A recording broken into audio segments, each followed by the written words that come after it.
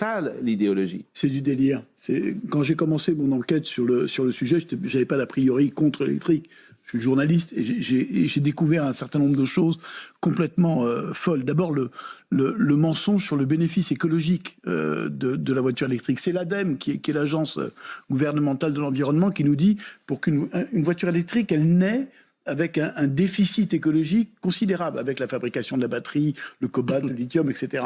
Et l'ADEME nous dit qu'il faut 5 ans avant qu'une voiture électrique arrive au même bilan carbone qu'une voiture thermique. Donc pendant 5 ans, vous faites pire qu'une voiture thermique. Donc déjà ça, c'est complètement fou. Et sur les gros véhicules électriques, c'est jamais. C'est simple. Ça, c'est le premier mensonge. Deuxième mensonge, qui est peut-être pour moi le plus grave, c'est qu'on nous dit la voiture électrique va être accessible, etc. C'est 45% plus cher, 50% plus cher.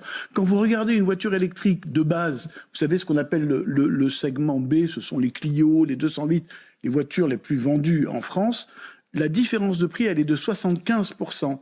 Ça veut dire que l'économie que vous faites en faisant votre plein à l'électrique, il vous faut 10 ans, 20 ans pour l'amortir. Donc c'est délirant. C'est délirant. Ce monde c'est délirant. Et le dernier point qui moi, m'a sidéré, c'est qu'on a offert sur un plateau d'argent le marché européen de l'automobile aux Chinois. C'est-à-dire qu'on leur a dit, chers amis, venez chez nous. Et alors quand on va au salon de l'automobile, j'y étais l'an dernier, il y avait 2 Européens, Stellantis et donc PSA, etc., et Renault, et 5 Chinois.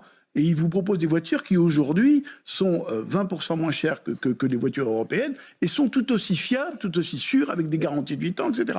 Donc, merci les amis. 80% des batteries dans le monde sont vendues par les Chinois. C'est délirant. Je vous assure.